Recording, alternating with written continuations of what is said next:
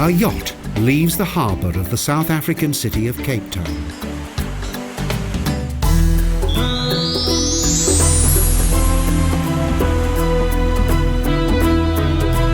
The boat is heading for Robben Island, an island that lies just 11 kilometres off the coast. This place once contained an infamous prison. Today, it not only attracts tourists, but also many different bird species. Seamen first spoke of the island in 1499. Being part of South Africa's national heritage, Robben Island is very popular as a sightseeing attraction, and it frequently becomes very crowded.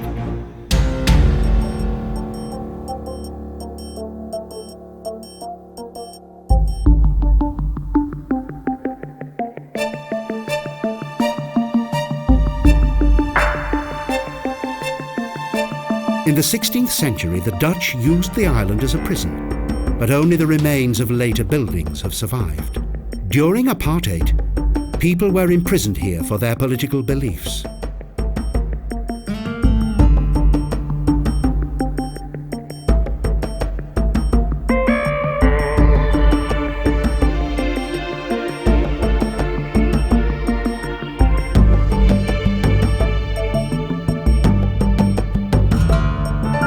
In 1964, many political prisoners who had rebelled against apartheid were brought to this remote maximum security prison.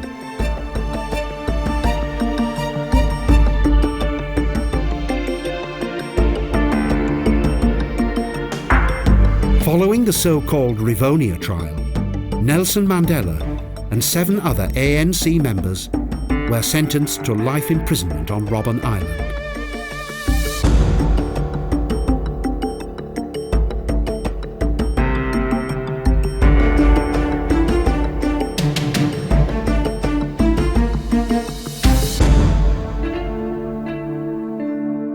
Former guards and some of the ex-prisoners who were imprisoned together with world-famous South African President Mandela act as guides.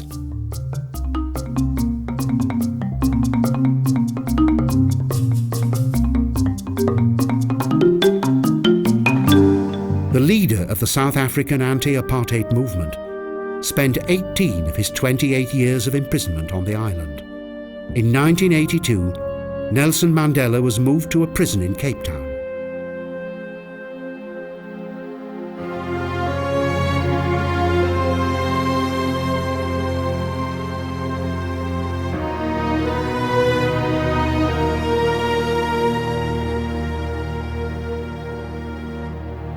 The conditions of the prison on Robben Island had a very poor reputation. The early years of imprisonment were particularly harsh and frightening for its prisoners.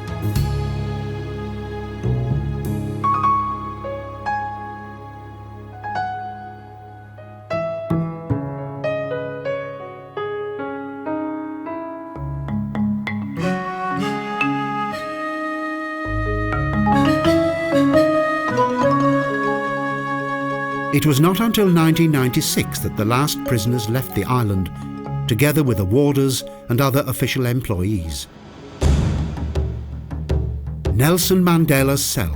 It measures only 6 square meters.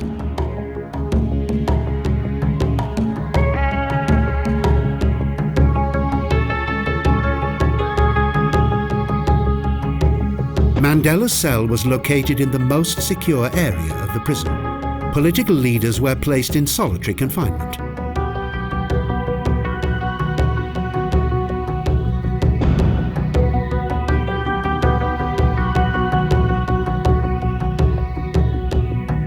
The museum on Robben Island is full of fascinating information about the prison, its former conditions, and the everyday life of its inmates.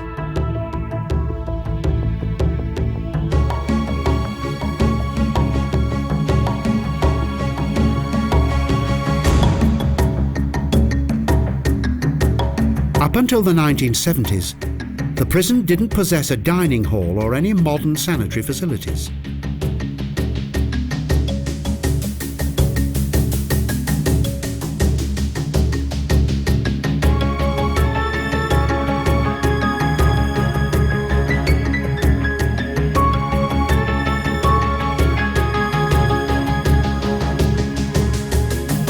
course of time, conditions slowly improved, even though contact with the outside world was prohibited.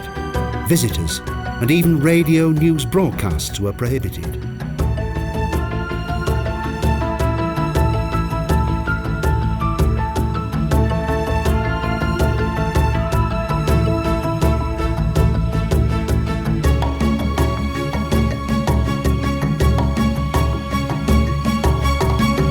Nelson Mandela secretly wrote the first part of his memoirs here, as well as numerous love letters to his former wife.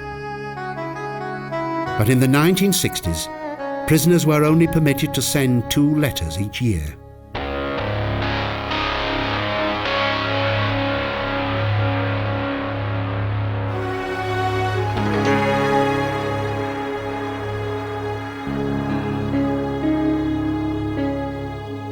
During his years of imprisonment, Mandela encouraged his fellow inmates to improve their minds by study.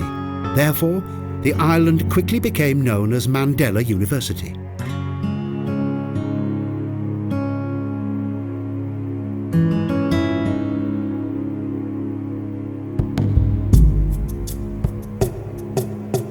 Today, Robben Island contains a variety of the prison's original fixtures and fittings that indicate the hard times of the past.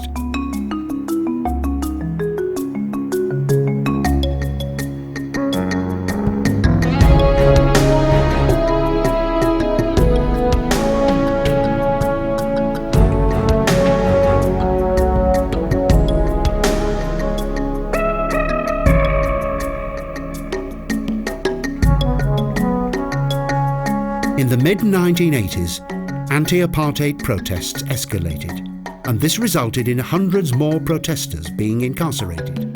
The island's tranquil atmosphere is therefore deceptive.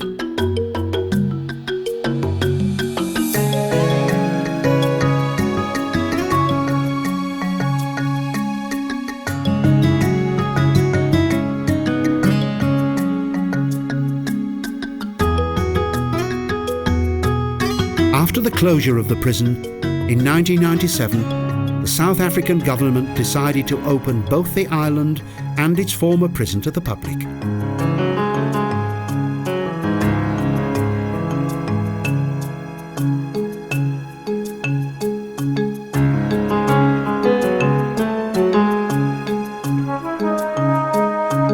Thus, the face of Robben Island changed from being a place of terror and suppression to one of pilgrimage, a symbol of resistance and also a tourist attraction.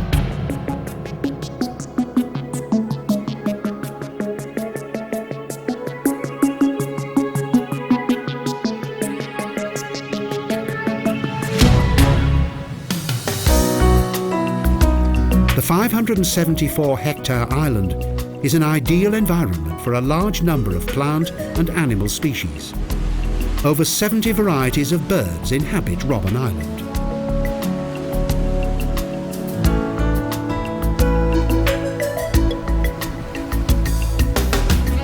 After a 30-minute journey, the boat returns to Capetown's picturesque harbour.